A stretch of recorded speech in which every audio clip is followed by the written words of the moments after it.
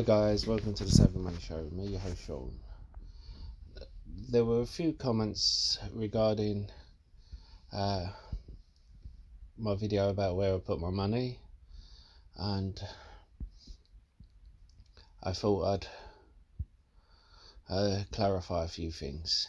By the way, I've had a couple of new subscribers asking about live streams. If that's something you'd want, then let me know in the comment box and I'll look into it. I tried one before and it wasn't very successful, but that was a long time ago. We have more than double the subscriber base now, so I may consider it again. So let's get on with it.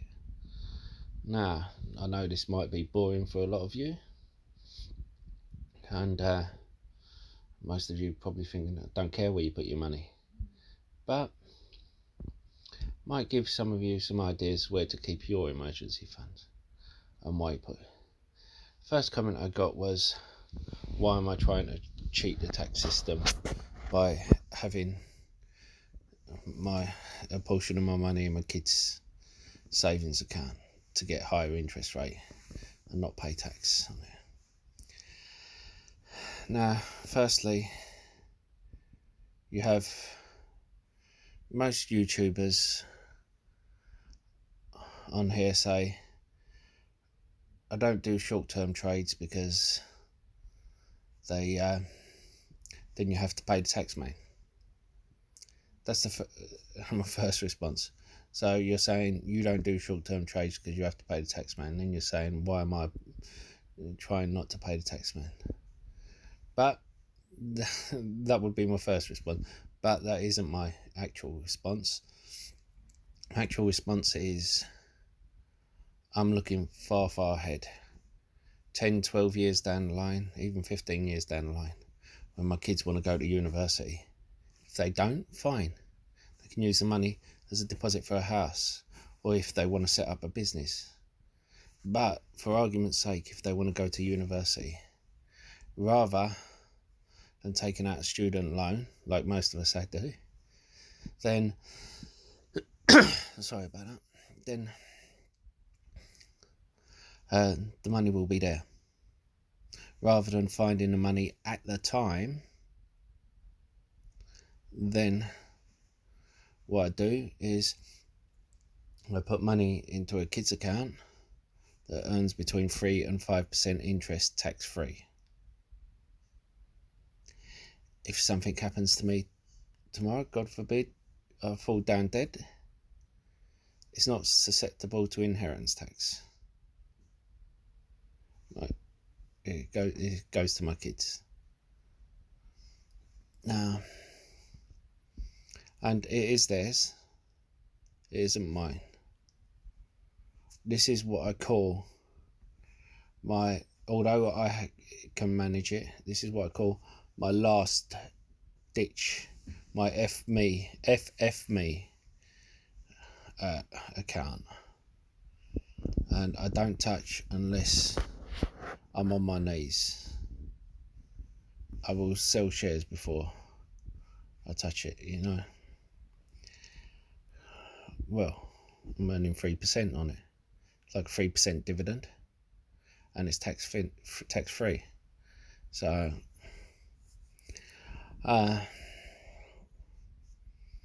and as I said, it's for my kids. It's not for me.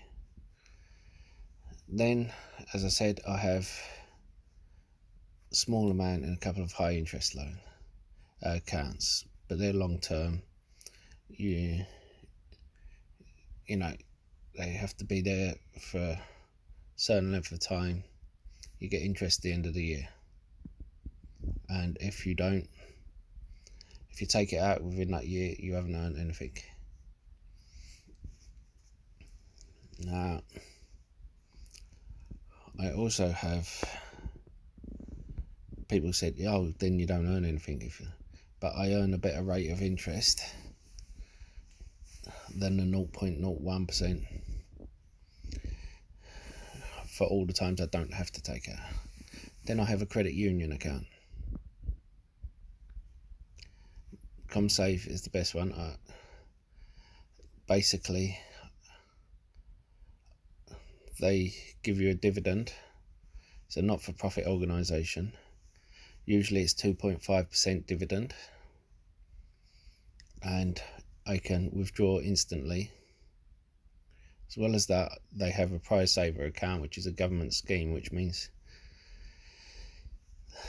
for every £1 in there you get a raffle ticket up to £200. So I get 200 raffle tickets into a free prize draw worth £5,000. And people go on the lottery to win the lottery. I consider that my lottery ticket. Is a free lottery ticket. And instead of that, I don't buy a lottery ticket. I had people saying, yeah, but your kid's getting 3%, you'll get 2.5% here. What's the... I said, well, I'm also not paying for a lottery ticket. The only time I pay for a lottery ticket is when it's one of those weeks where it has to be won, and not only the first person, the 6 numbers win, but the 5 numbers and it all come down. But anyway, this is a great credit union. This is where I urge people to have their emergency fund, because you get instant access, you get a dividend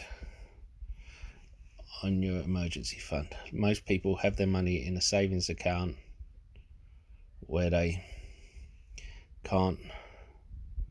Most people have their money in a savings account where they can't get any interest on it, or they have it in an account where they can't access it. Guys, welcome to the Savvy Money Show with me, your host Sean. If you want to help support the channel, don't forget to smash that lovely like button, and don't forget to hit the bell notification if you want to be reminded of when a video gets uploaded. And why not smash the sexy subscribe button? A lot sexier than me. Just ask the wife. And because I upload multiple times a day. And while you're at it, why not comment in the comment box down below? I'm also putting a load of free links in the description box. Why not check them out? And if you're looking for a free trading platform on which to trade your stocks and shares, why not check out Free Trade Trading with 212 and Stake? You get a free share worth up to £200 or dollars for signing up and depositing a small amount. So now some of you may notice this Coinbase. Now I bought £88 worth of Bitcoin when it was £6,000. Not only that, because I got £8 free, and there's a link in the description below where you can do the same, where you get £8 free cryptocurrency for signing up using the link and depositing £80 or £88 I think it is. And then once you've done that, you can also earn free crypto by just watching a video. And I've done that as well. I've earned extra crypto doing that. And that's another account. And of course, when Bitcoin went up 16,000, when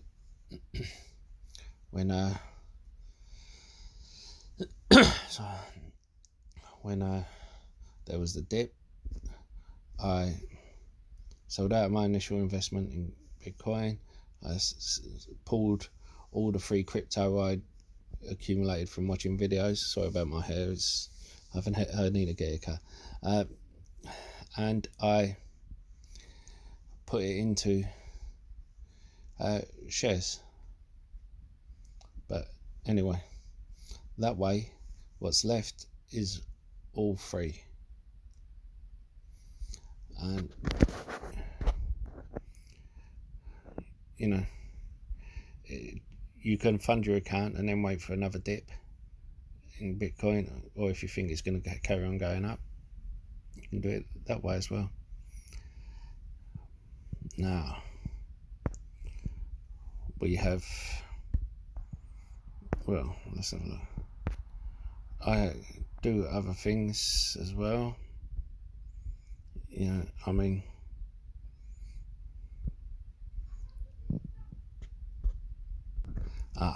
look, I get deals like this. Now, I won't use this deal, but I know people who will. Now, I'm on a few apps, and I do a few other things where I give out free food, I give out free stuff to people who need it. But at the same time, there are sometimes things they called swaps or swishes. Now, I've got no problem going out buying stuff. I can afford it. And I will go out and buy stuff. I'll buy online. But I've bought my shirts and my suits and that from different places. But I will sometimes go to these swaps. I will sometimes go to these swishes to get rid of, to declutter. And sometimes I will be amazed at the stuff I will find. Sometimes you'll get stuff donated by shops that are new but out of season. And I found boxes of Lego for my son. He loves Lego and reading and books, like new books and that. And the way I saw it was, I'd take it, give it to him as a present, and the money I would have spent on the present for him, I would put into his account instead. And that's more money he's accumulated for later on in life. He's happy, he's still got a present. Same with my clothes. Say for instance, I find a shirt that fits. As you can see, I'm a big bloke, awkward to find my size. I only wear cotton or wool. So if I find something, I'm happy to find it. And then I put the amount into my kid's account that I would have spent on the shirt. All I do is have it dry cleaned, and I do it that way. Now, I've also had criticism over my account being spec heavy. The reason for that is I worked out my account by the correct way for dividend, growth, value, spec, and it was all calculated. And then what happened was the spec took off, and I didn't do what most people did, which was either bag hold or sell out of that position completely, because I had faith in that company long term, but I knew it would end up dropping. So what I did was I pulled out my initial investment, half of my profit, the other half I left in the company, and those companies, those shares are there as free shares.